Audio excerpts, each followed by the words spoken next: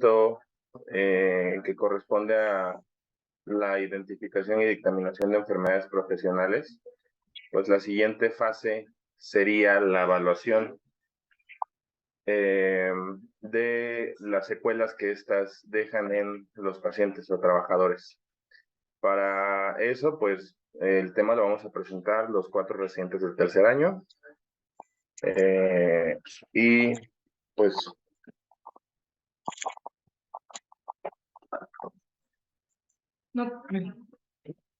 con respecto a la evaluación de secuelas de enfermedades de trabajo, pues es importante saber que estas van a abarcar todos los órganos y sistemas de la economía corporal, tal y como lo muestra el índice de esta presentación, desde cuestiones de parálisis, trastornos musculoesqueléticos y el cuerpo dividido en regiones, por así decirlo.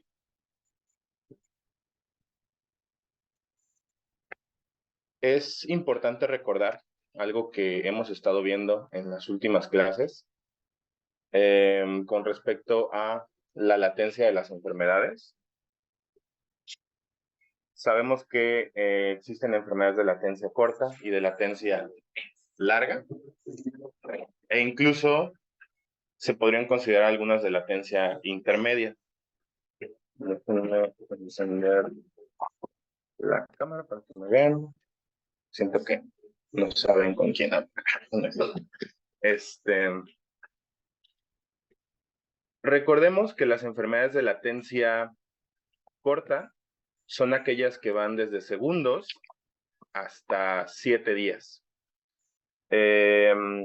Fernando Medina, ¿me podrías dar un ejemplo de una enfermedad de latencia corta?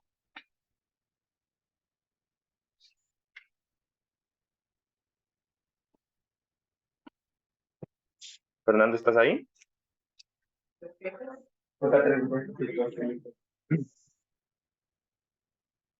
Lisbeth, ¿me podrías dar un ejemplo de una enfermedad profesional de latencia corta? Podría ser trastornos musculares, Como por ejemplo. por ejemplo, ¿qué será? O bueno, también podrían ser trastornos de plexos nerviosos, como también podría ser un túnel del carpo. ¿En cuánto tiempo, de acuerdo a la fisiopatología del síndrome de túnel del carpo, se puede llegar a manifestar este padecimiento? De lo que sabemos de cuestiones de medicina general, no nos vamos a especialidad. Bueno, es que podría tomarse, para que alguien llegue a presentar un túnel del carpo, podría ser años haciendo la misma actividad de repetición. ¿Y encaja en la descripción que acabo de dar de enfermedades de latencia corta? No. Bueno, quizá una lumbalgia mecanopostural. Ok. Juan David, a ver, ¿qué opinas tú? El ejemplo de una enfermedad de latencia corta sería una intoxicación. ¿Mm? ¿Por qué agente? ¿Vale? ¿Por qué agente o por qué? Por ejemplo, una intoxicación por organofosforados, un clásico ejemplo. Muy bien. Las intoxicaciones o gaseamientos son el ejemplo prototipo de las enfermedades profesionales de latencia corta. Recordar lo que les acabo de decir, segundos hasta 7 días. Por ejemplo, una intoxicación, como dice Juan David, por organofosforados, un gaseamiento, una intoxicación con dióxido de carbono, es algo que se manifiesta en horas, bueno, en el caso de las intoxicaciones por dióxido de carbono, segundos, minutos. También pueden entrar en esto intoxicaciones alimentarias, por ejemplo, aquellas situaciones en las que los trabajadores pues exponen algún alimento como parte de su jornada laboral, sobre todo aquellos trabajadores en comisión. Por ejemplo, yo recuerdo en una ocasión en el puerto de Veracruz hubo una intoxicación en trabajadores de Chedraui que estaban asistiendo a una convención y hubo como cientos de intoxicados por un alimento en mal estado, entonces eso se pudo haber considerado como una enfermedad de trabajo. ¿Qué pasó, Fernando? Sí, perdón, una disculpa por mi audio. Podría ser también una quemadura, este, por soldadura. Una quemadura por soldadura. Es que recordemos que en el caso, por ejemplo, de las quemaduras, ahí el mecanismo es en agudo. Entonces, a lo mejor lo que pudiésemos calificar como enfermedad serían las secuelas que pudiese dejar, a lo mejor que deje una cicatriz retráctil en alguna articulación, eso sí se podría considerar como enfermedad profesional, pero como tal, pues es un evento más en agudo por la fisiopatología que presenta. Pero está bien. Adelante, doctor. Diana. Ok, no te confundas, Fer, y para todos. Como bien dice Juan, una quemadura sería un ejemplo clásico de un accidente. Tal vez a lo que te referías, y quiero creerlo así, es a las dermatitis de contacto, que son muy diferentes, ¿sale? Y en esos casos, generalmente esas enfermedades, aunque son de latencia corta, efectivamente, no van a dejar una secuela valuable. Generalmente las dermatitis van a remitir sin secuelas, ¿sale? Gracias, doctor. Bien. Las enfermedades de latencia intermedia, estas pueden ir de, continuando con la secuencia temporal que les acabo de dar, de 7 días hasta 11 meses.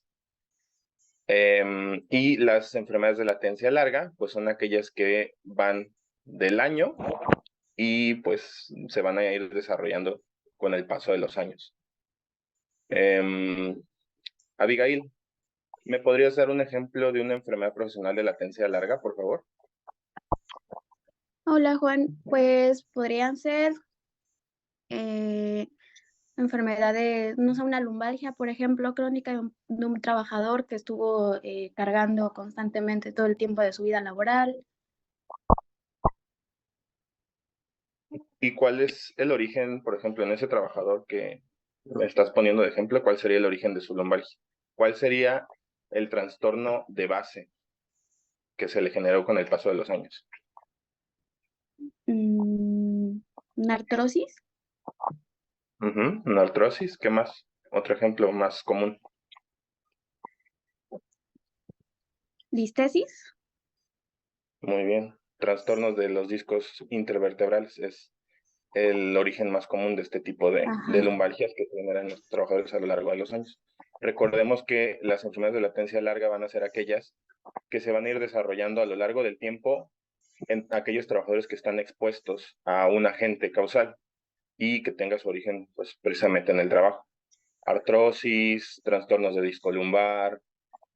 Aquí incluso podría entrar el que comentaba Liz al inicio, el síndrome túnel del carpo, tenosinovitis, ¿cuál otro? Casi siempre son musculoesqueléticos, pero también algunas otras enfermedades que vamos a ver más adelante.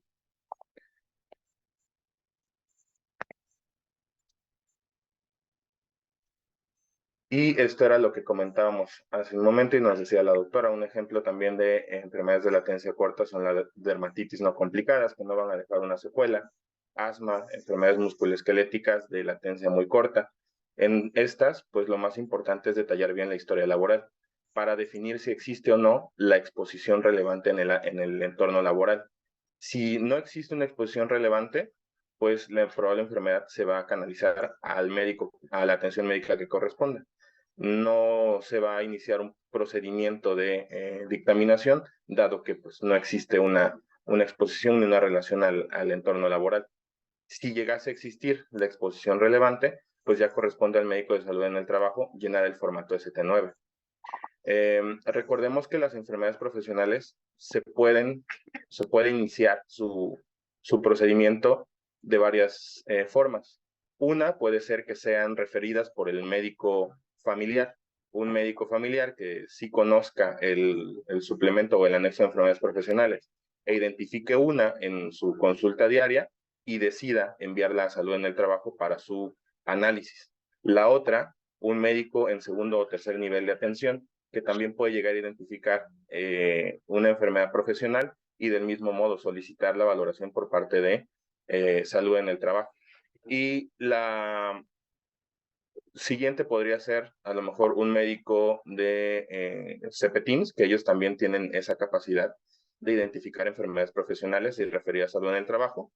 Y la última, que suele ser la más común, que el médico de salud en el trabajo pues la identifique en su consulta diaria. A lo mejor fue un trabajador que fue a calificación de algún riesgo o un trabajador que fue a dictaminación de una probable invalidez, que en realidad ya realizando la historia clínica detallada pues se identifica que no se trata de una invalidez, sino que el padecimiento es derivado de una enfermedad, de una exposición laboral. Y otra vía por la cual puede llegar un paciente a un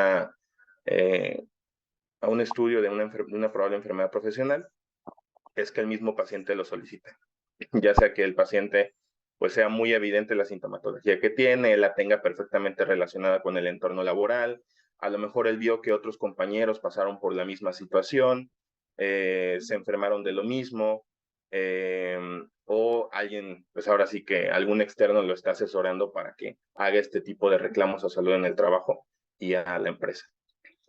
Una vez, sí, dime, Jessica. Bueno, es que ahorita que estoy con operativos, también llegó un caso en el que el trabajador se presentó al CPTINS, pero era por estrés postraumático posterior a un acto delincuencial. Bueno, nada más era Sí, eso. esa es otra enfermedad profesional que se encuentra caracterizada dentro de los los agentes psicosociales. Y sí, tienes razón.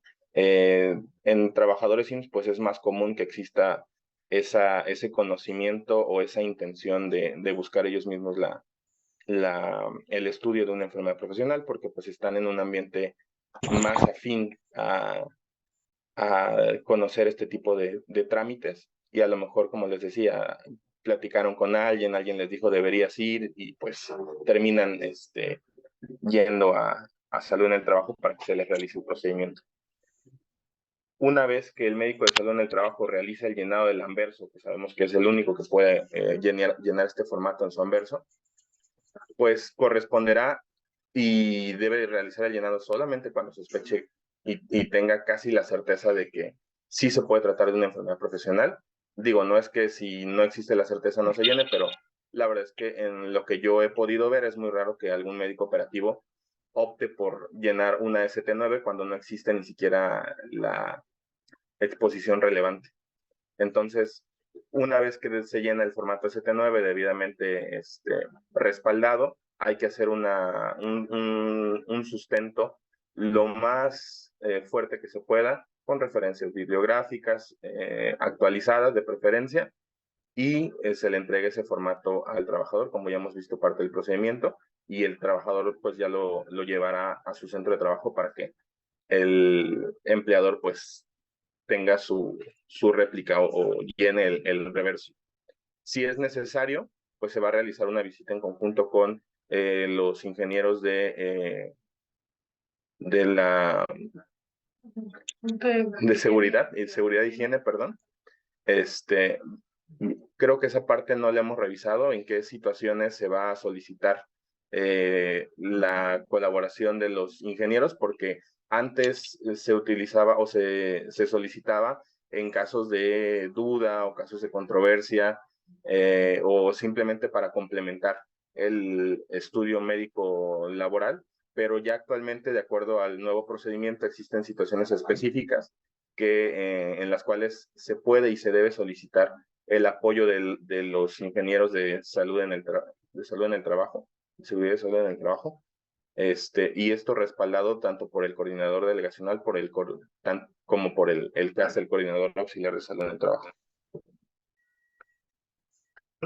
Con respecto a las enfermedades de latencia larga, pues ejemplos más comunes, la cortipatía bilateral, nuestro coco de las últimas clases, Las neumoconiosis también son ejemplos muy comunes, neoplasias o mesoteliomas.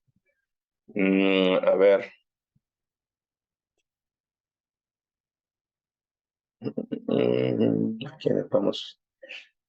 A ver, Juan David, ¿cuál es el agente causal del mesotelioma o qué es lo que lo causa? Y dime si es de qué tipo, físico, químico, biológico.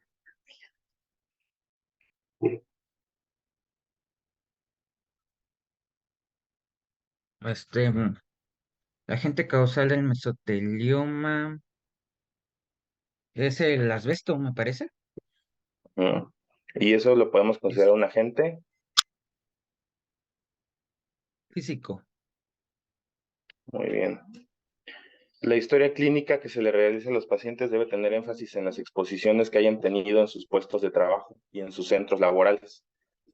Para esto, el médico de salud en el trabajo se puede valer de verificar el SINDO, Sistema Integral de Derechos y Obligaciones, para identificar en qué empresas ha trabajado ese trabajador, valga la redundancia, y relacionar a cuál pudo generarse la exposición. Actualmente sabemos que no todos los médicos tienen acceso al SINDO, son contados. Para eso también se le puede pedir al trabajador que solicite su historial laboral. Eso lo puede hacer en línea sin mayor problema. Y también viene detallado las empresas en las que se llegó a desempeñar. Y ya una vez que la empresa pues nos responde con el llenado del anverso del formato ST9, pues ya corresponderá al médico con todas las evidencias que otorgaron los empleadores y con el conocimiento y la investigación que realizó y si lo llegó a utilizar la investigación por parte de los ingenieros de seguridad y salud en el trabajo, pues ya le corresponderá realizar la dictaminación de si se trata o no de una enfermedad profesional. Ahora, como les decía, las secuelas de las enfermedades profesionales o las enfermedades como tal, pues van a dejar daños o secuelas propiamente en el organismo de una persona, del trabajador. Esto viene especificado en qué artículo de la Ley Federal del Trabajo, Silvia.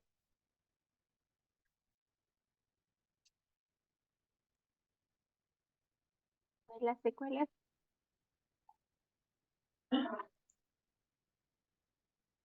No te escuché. Hablemos de la... ¿En qué artículo de la Ley Federal del Trabajo podemos encontrar una referencia a las secuelas que puede dejar un riesgo, que puede generar un riesgo de trabajo en un trabajador?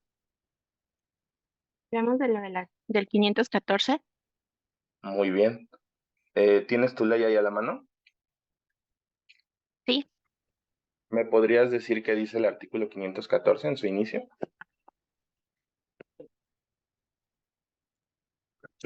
Okay.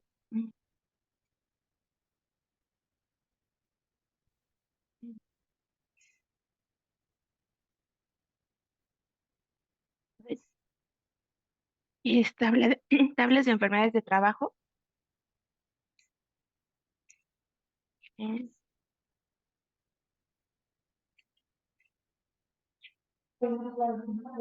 Ajá, ¿y qué más dice? Empieza con lo de neumoconosis y enfermedades broncopulmonares producidas por respiración de polvos y humos de origen animal y vegetal. No, estamos en el 514. Tú estás en el 513.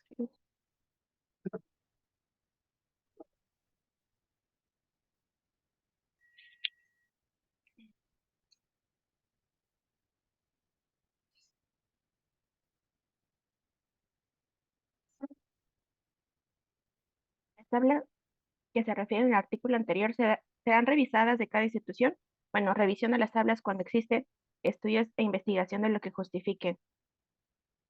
La Secretaría de Muy, Trabajo y Prevención Social deberán tomar en cuenta los progresos y los avances de la misión de trabajo.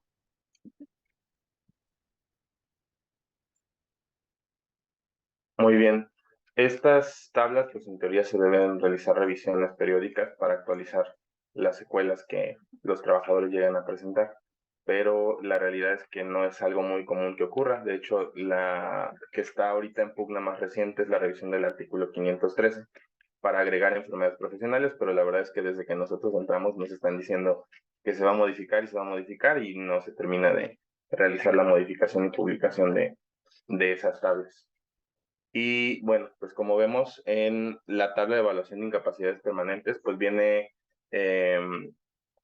definido por regiones. Vemos que viene miembro superior, las pérdidas que corresponden, anquilosis también del miembro superior. Y si se dan cuenta, viene por fracciones, desde la 1 hasta la 401, si mal no recuerdo.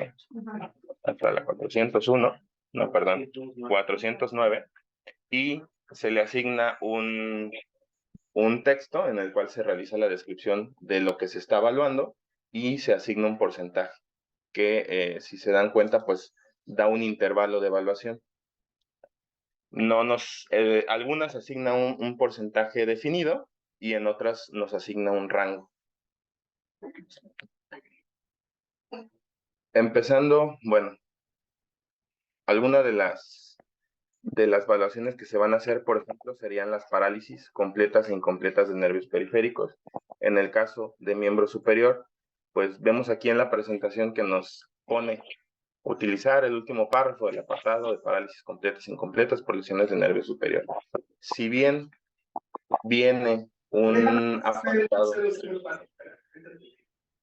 apartado bien definido de parálisis que va de la fracción 114 a la 126. En el caso de parálisis de miembro superior, vemos que al final de la fracción 126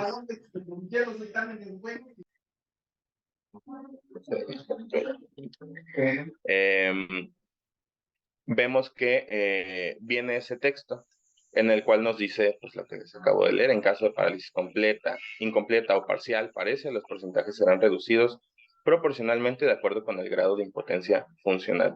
Es decir, ¿qué significa esto?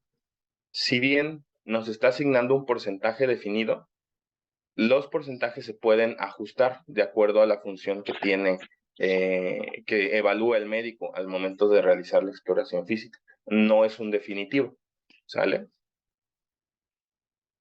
En el caso del miembro inferior también viene un apartado específico para las parálisis de pérdidas, anquilosis, rigideces, secuelas de fracturas, y vemos que el apartado que se refiere a las parálisis pues va de la fracción 220 a la 228, en el cual pues fundamenta la disminución de los porcentajes de estas parálisis, y pues sabemos que se deben utilizar solamente las fracciones que correspondan a la lesión que se está evaluando, no a ninguna otra parte del cuerpo.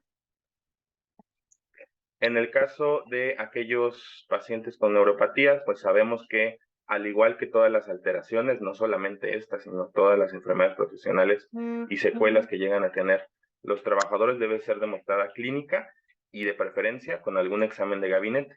En el caso de las neuropatías o paresias o trastornos de nervios periféricos, sabemos que el estudio de gabinete de elección va a ser la electromiografía, electroneuromiografía. Y pues también en estos casos, una vez que tenemos un respaldo objetivo, pues se va a utilizar la fracción que les corresponde. Si la lesión es bilateral, se va a evaluar cada lado de manera independiente, asignando porcentajes independientes, aún en la misma ST9, pero asignando porcentajes independientes que al final pues se van a considerar en el global de la evaluación. Y pues se debe hacer principal énfasis en la exploración física y en la descripción detallada de esto. Para eso se puede utilizar la clasificación anatomoclínica de lesiones periféricas de Seddon y Sunderland, es esta que tenemos aquí, en el cual pues sabemos que vienen los aspectos a considerar: déficit motor, sensitivo, vegetativo, que nos da la electromiografía, si se hizo algún estudio de anatomía patológica, y la evaluación en la que al considerar todo esto, pues puede terminar. Esto también considerando el daño que pueda llegar a presentar el trabajador, si fue una neuroapraxia, sonomnesis o una neuromnesis.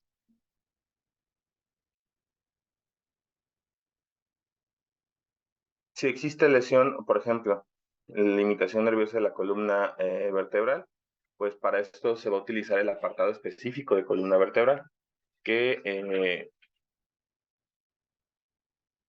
vemos que está entre las fracciones 399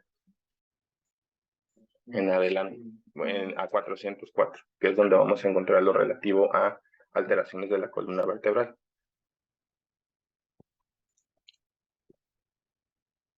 En el caso del síndrome de dolor regional complejo, ¿alguien recuerda qué es el síndrome de dolor regional complejo?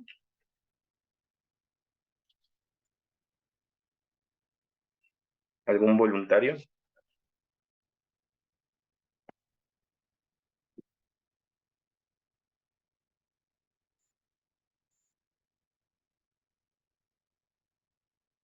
¿O voluntariamente fuerza?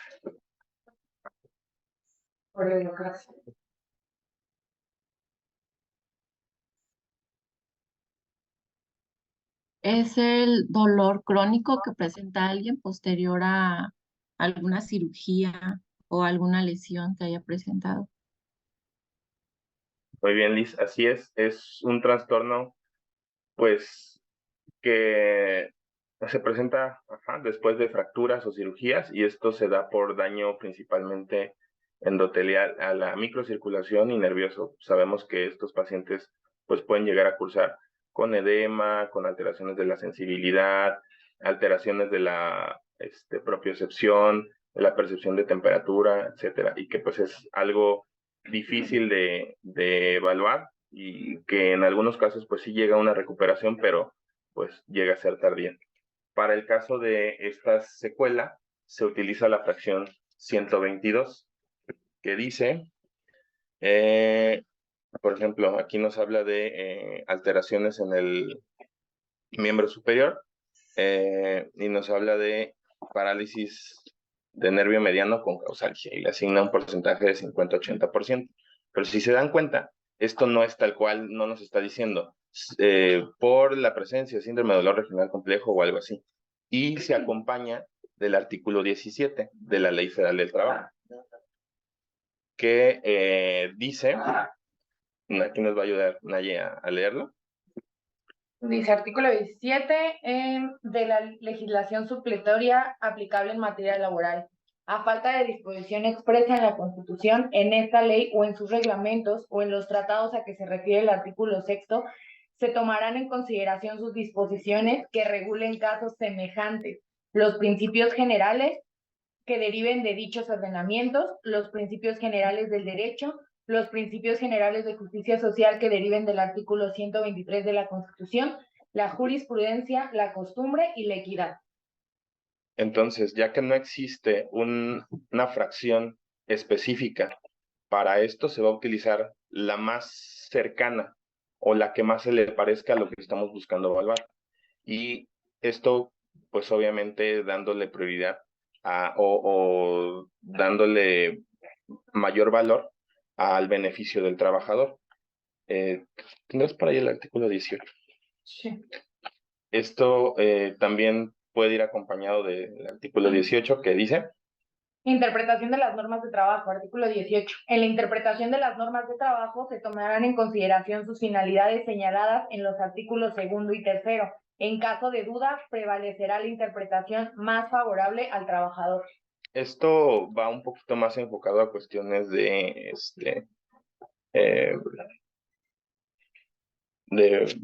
hay fallas en la interpretación o de duda, controversia, esa es la palabra, perdón, pero también se puede ir acompañado, puede acompañar estos casos en los que utilizamos la fracción 17 de similitud para asignar un porcentaje de evaluación.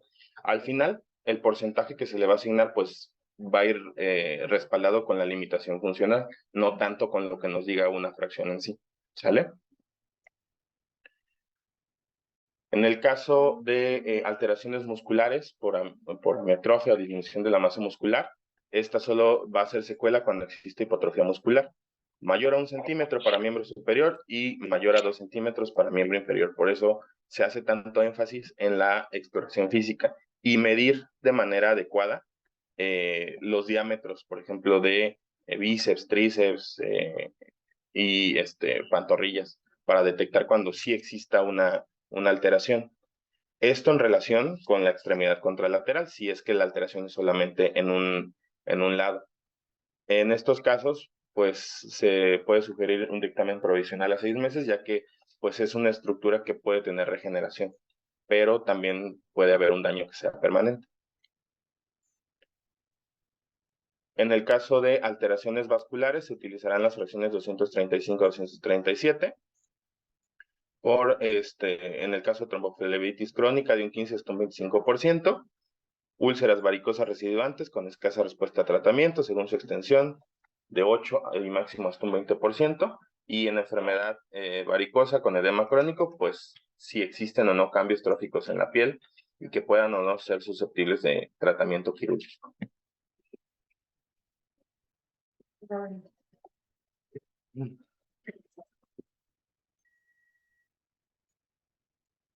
Perdón. Bueno, ahora vamos a ver lo que respecta hacia la evaluación de cabeza y cráneo. Aquí las fracciones que se van a tomar, igual aplicando obviamente el artículo 17 que acabamos de leer, porque algunas de las fracciones no son como tan específicas de lo que puede llegar a tener un paciente como secuela. Entonces, estas fracciones que se van a tomar es de la fracción 240 a la fracción 242, con aplicación, como les dije, del artículo 17. Por ejemplo, pues secuelas por exposición a tóxicos que nos puedan llegar a derivar lo que son trastornos afectivos, mental orgánicos, el estrés postraumático que Jess hace rato nos mencionó del trabajador, una lesión cerebral o trastornos del habla. Estas secuelas por una exposición a tóxicos o por algún tipo de accidente deben también, pues obviamente, evaluarse de acuerdo con un equipo multidisciplinario en el que se refiere que debe de estar como presente la evaluación la valoración, perdón, tanto de psiquiatría como psicología. Y en algunos de estos casos, como los trastornos afectivos, llegan a tener, a indicar pues una terapia farmacológica. Esto ayuda o se debe de evaluar esas secuelas que lleguen a presentar al menos 6 meses de iniciado el tratamiento, ya que debemos de evaluar qué tanto ayudó ese tratamiento en disminuir a lo mejor un poco de la secuela que llegara a presentar o que llegaran a presentar estos pacientes.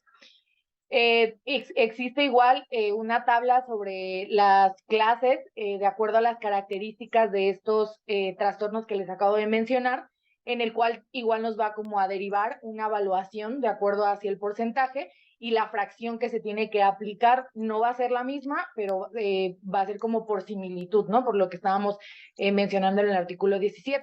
Esta tabla se divide como en 5 clases, en las que, bueno, en la primera clase nos habla de que estos padecimientos que les comentaba al principio, trastornos afectivos, mentales, estrés postraumático, van a ser trastornos que están controlados con tratamiento después de los 6 meses de iniciado el tratamiento farmacológico. Que tengan obviamente el tratamiento farmacológico especializado permanente y que el trabajador pueda o tenga una aptitud para ejercer actividades de su profesión o oficio. En este caso se evaluaría como esa secuela con un porcentaje del 10% y la fracción que se utilizaría sería la fracción 240. David, ¿me puedes ayudar a leer la fracción 240, de favor?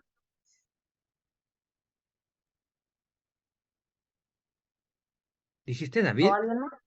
Sí, porfa. Ah, perdón. No te preocupes. Lección 240. Dice síndrome cráneoencefálico tardío posconmocional, discreto de 10 a 20%.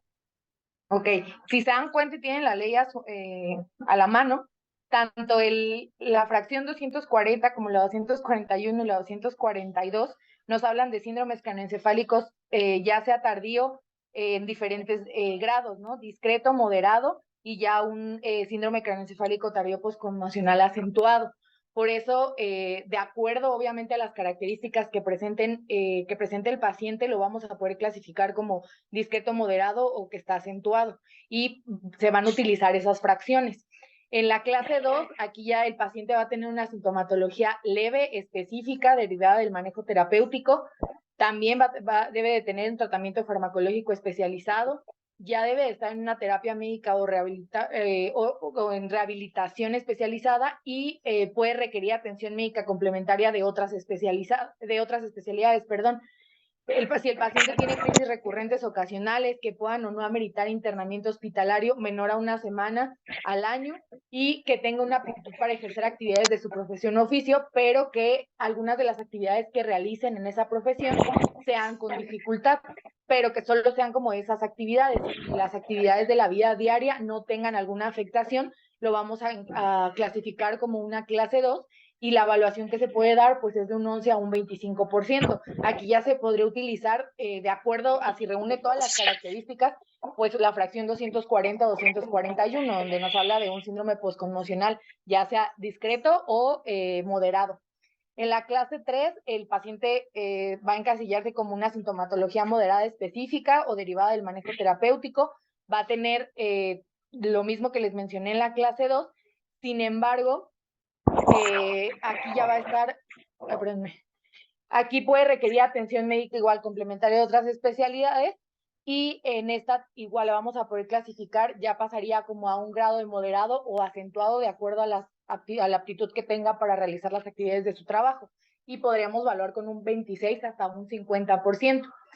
En la clase 5 ya utilizaríamos otro tipo de fracción, que sería la 246, en la que nos habla ya sobre una epilepsia traumática. También habla de la fracción 262, que nos habla como de una hemiplegia, ¿no? Como ya afecciones más motoras, y entrando en la clase 4 y en la clase 5.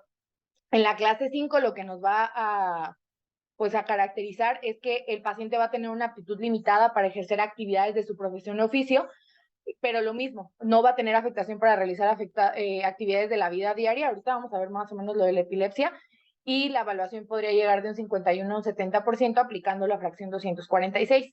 Y en la clase 5, pues ya es un paciente que tiene todo lo que les mencioné, pero aquí ya va a haber afectación para realizar actividades de la vida diaria, ¿no? Pero el paciente aún puede realizar actividades de autocuidado. Aquí se podría dar una evaluación que va del 71 al 90%, utilizando la fracción 262. Y en la última clase, ya aquí es cuando el paciente no tiene ya respuesta a los tratamientos farmacológicos, tiene internamientos recurrentes mayores, y no tiene aptitud para realizar ni actividades de su profesión, ni tampoco de la vida diaria, y que incluso ya depende de otra persona para su autocuidado. Aquí se aplicaría una evaluación del 100%, y la fracción que se aplicaría sería la 269, que en la Ley Federal del Trabajo viene como una demencia crónica y te da el 100%. Digo, no es como que se parezca, porque a lo mejor el paciente tiene otro tipo de patología, sin embargo, por similitud podríamos evaluar con esa secuela. La epilepsia se maneja en las fracciones 246 y 247, y aquí van a ver o la van a dividir como en dos tipos: una epilepsia no traumática, que no va a ser curable con cirugía, pero que las crisis están controladas médicamente, obviamente teniendo en cuenta que el paciente lleve el seguimiento de su tratamiento, y que debido a esto las crisis no sean tan recurrentes y que le permiten al trabajador realizar algún tipo de trabajo. En este caso, pues se podría evaluar con un porcentaje que va del 50 al 70%. Y en el caso de la epilepsia, que no es curable quirúrgicamente, que las crisis no se controlan médicamente, y que por ende son recurrentes, que aparte tienen como más o que tienen diferentes anticomiciales y ni así se pueden controlar las crisis, pues debido a esto el paciente no puede desarrollarse en ninguna profesión, y aquí pues se evaluaría con un 100%. Hablando acerca de la evaluación de los factores de riesgo psicosociales, aquí Juan les mencionó hace un rato que hay ciertas especificaciones. Mónica, ¿levantaste la mano? Sí, doctora. Es que teníamos una duda. Por ejemplo, en ese caso, ¿no? Refiere que las epilepsias son debido a un evento traumático. Entiendo que pues el evento traumático sería un accidente de trabajo. Entonces primero se evaluaría el ST7 y ya después haríamos este o porque entiendo que sería una secuela, ¿no? Es que ahí no, como que no entiendo bien. Ah, y también por cierto que en el documento pero en el documento de evaluación de las escuelas, ahí dice no traumático y en este dice, en la ley federal dice traumático.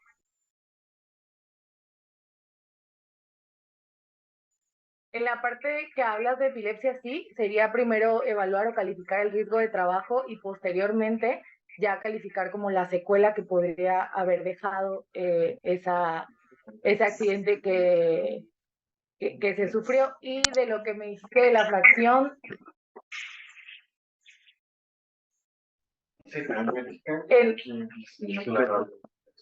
es un error de redacción de la presentación, tienes toda la razón, gracias por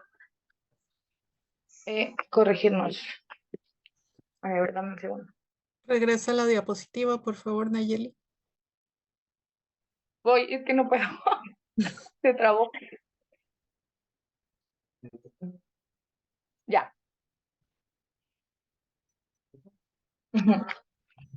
O sea, Dice epilepsia no traumática. en la 246 dice epilepsia traumática, no curable quirúrgicamente cuando las crisis no pueden ser controladas médicamente y permiten desempeñar algún trabajo. Y en la 247 dice por epilepsia traumática, no curable quirúrgicamente cuando las crisis no puedan ser controladas médicamente y no permiten el desempeño de ningún trabajo. Ahí acuérdense que podemos hacer uso del artículo 17 por similitud. Generalmente las enfermedades de trabajo nos van a dar epilepsias no traumáticas. ¿Qué tipo de padecimiento nos daría como secuela una epilepsia no traumática? R2.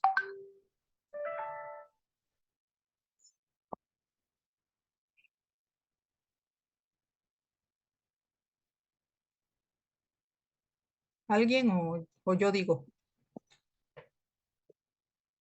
Doctora, ¿no podría ser como una neurocisticercosis, pero no sé si está relacionada como a trabajo, como tal?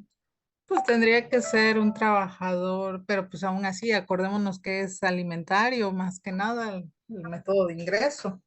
Entonces Exacto. sería muy difícil, pero por ejemplo, una intoxicación que se vea agravada, que el trabajador haya estado tan expuesto que finalmente no le causó la muerte, pero le deja como secuela, pues epilepsia. Esos serían los ejemplos un poco más comunes para lo que es la epilepsia no traumática. Entonces, ahí vamos a hacer uso del artículo 17 por similitud, porque como tal la fracción dice epilepsia traumática, efectivamente.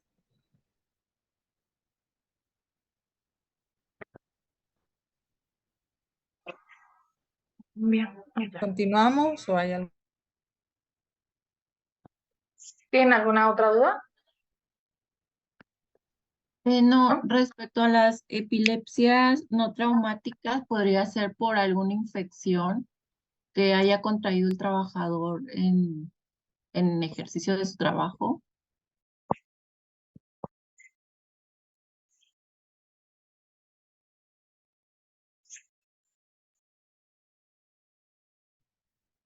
Sí, de hecho, si podemos ponerlas infecciosas, puedes pensar en los rastros, que son que en los cuales se lleva a cabo los cortes de las carnes y los mismos trabajadores tienen contacto con la sangre de con la sangre de los animales, con los productos que están contaminados, y es muy común que lleguen a tener este estilo de enfermedades de trabajo. Ya depende si es caprino, bovino, porcino, cada una que ya sabemos que tiene su respectivo parásito y por tanto su respectiva enfermedad, pues ver que no tenga una epilepsia no traumática. Ese es uno de los claros ejemplos que nos acaba de dar Liz para poder explicar lo que es la epilepsia no traumática.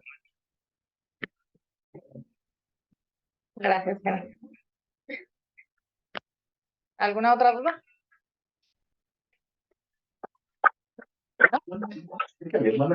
Bueno, pasamos hacia la evaluación de factores de riesgo psicosociales, en los que, bueno, hace un rato Juan les mencionaba que hay algunos o ciertos puntos en los que, de acuerdo como que a la actualización del procedimiento, en los que sí obliga o el médico de salud en el trabajo está como obligado, por así decirlo, a acudir a la investigación de trabajo que él mismo solicite, y uno de ellos pues es valorar los factores de riesgo psicosociales.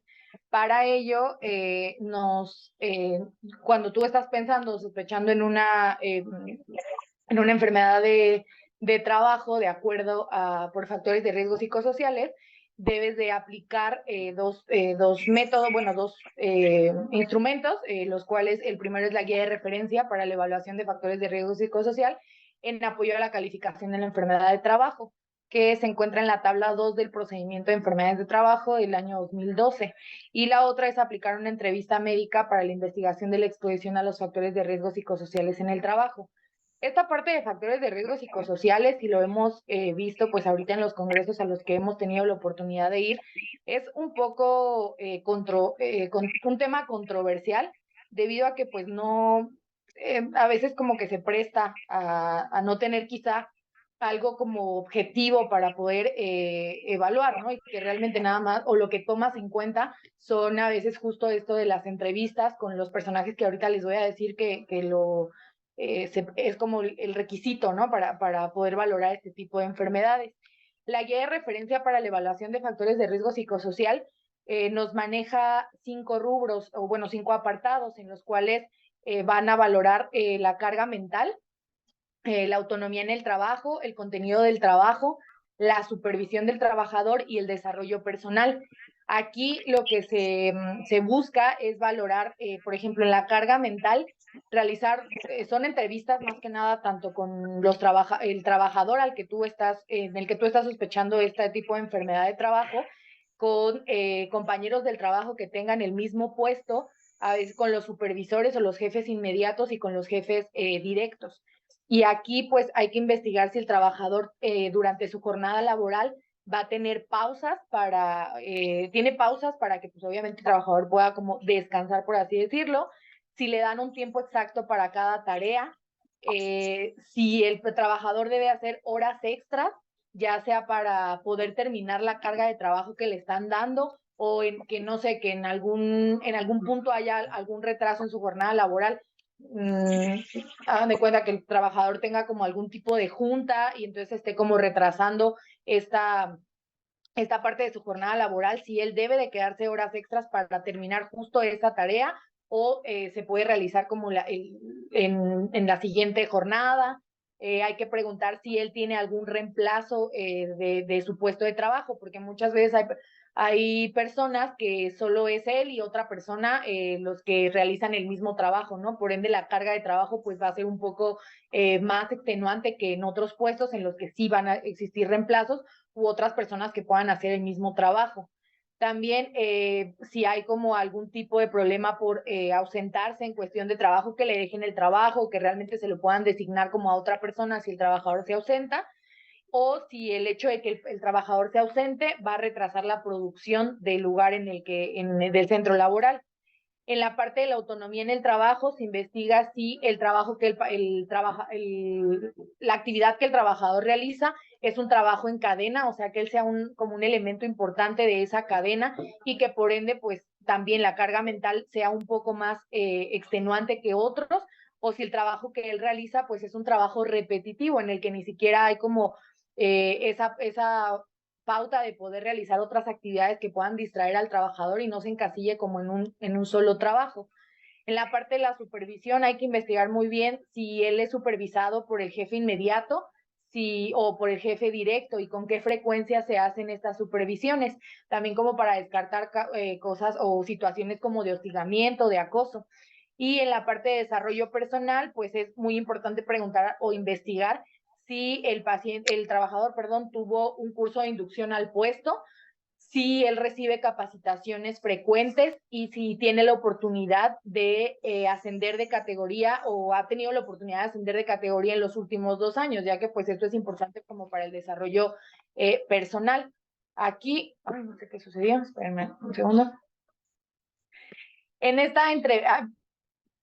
esta parte de la entrevista debe ser directa del médico de salud en el trabajo con al menos 3 de los siguientes personajes: el personal directivo del centro laboral, el jefe inmediato del trabajador del que tú estás sospechando, un compañero de la misma área y con el mismo puesto de trabajo o con uno de sus colaboradores. En la parte que nos describe como la guía que les dije de referencia para la evaluación de estos factores de riesgos psicosociales, refiere que lo ideal es como tomar al trabajador que tenga como más antigüedad en el puesto, porque evidentemente pues él, digamos que conoce como que todas las condiciones de trabajo en las que se pudiera estar presentando esta situación. También pues hay obviamente condiciones que se sugieren para realizar esta entrevista, en el cual el médico de salud en el trabajo, cuando se va a presentar al centro laboral junto con la parte de seguridad e higiene, ya debe llevar un plan de preguntas en el que deben de estar como estructuradas, o una entrevista semiestructurada en la que va a ir preguntando como todo lo que les mencionaba, aparte de otras condiciones laborales, ¿no? Hay que tomar en cuenta la historia laboral del trabajador, debe de ser en un lugar privado, garantizando la confidencialidad de la información, y siempre hay que asegurarnos, como en todos los trámites de salud en el trabajo, que pues obviamente el trabajador sea quien está diciendo ser, ¿no? Por eso hay que solicitar una identificación oficial. Aquí igual hay que evitar inducir la respuesta, o sea, dar como preguntas directas, y a la hora de estar haciendo el interrogatorio, no inducir a que el paciente te diga sí o no, sino realmente dejarlo pues que él exponga la situación. El documento que tú realices con esta entrevista y con todo lo que puedas recabar toda la información que puedas recabar, debe de ser un documento sin borraduras, sin tachaduras o enmendaduras. Después de que tú termines ese documento, te lo tiene que leer el trabajador, porque hay ocasiones, quien ha tenido la oportunidad de estar en operativo, cuando se hacen las actas confesionales, pues también ahí el trabajador relata explícitamente y cómo fueron o cómo sucedió pues el riesgo de trabajo. Tú debes de plasmarlo tal cual lo dice el trabajador, y al final se lo debes de dar a leer para que él corrobore que realmente se está poniendo lo que él expresó, ¿no? Y después no digan que uno le puso ahí como de su cosecha. Pues ya que él lo lee y que está de acuerdo con la información en la que se dijo, hay que firmar por ambas partes al calce en todas las hojas y entregarle un tanto al asegurado para que él tenga como que un acuse, ¿no? De lo que se realizó. En esta parte, pues sí, como les decía, es un poco controversial, porque evidentemente los jefes inmediatos pues no van a aceptar la parte de pues que sí hay un factor de riesgo psicosocial. Además que también pues la norma no tiene mucho que entró en vigor, y que estas situaciones empezaron como a tomarse en cuenta en la parte de medicina del trabajo. Entonces esta evaluación de este tipo de enfermedad sí hay que tomarla como con cautela, y hay que ser pues cuidadosos en la parte de la entrevista y dándole obviamente siempre como confianza y beneficio al trabajador. El siguiente apartado es la evaluación lo refiere como de los ojos. Aquí vamos a utilizar la tabla 2 de la fracción. Adelante, doctora, perdón. ¿Cuántas diapositivas les faltan, Naye? No vamos a la mitad, nos falta como 30 y algo. Ok, muy bien. Yo sé que ustedes se tienen que ir al diplomado. Sí estoy en lo correcto, ¿no? Sí, hoy es presencial. Ok. Bueno, vamos a dejarlo aquí, y entonces en la siguiente clase vamos a concluir esto. Vamos a tratar de hacerlo un poquito más ágil, porque obviamente ya todos debieron haber leído el documento de la evaluación de secuelas, ¿sale? Entonces, para que no nos tardemos tanto, en la siguiente clase se tiene que concluir esto, lo cual nos va a dar una semana más para su evaluación. ¿Sí? ¿Tienen algún inconveniente? No, no creo. Muy bien. Entonces, la doctora Liz o la doctora Patti, no sé si quieren hacer alguna observación antes de concluir la sesión de hoy.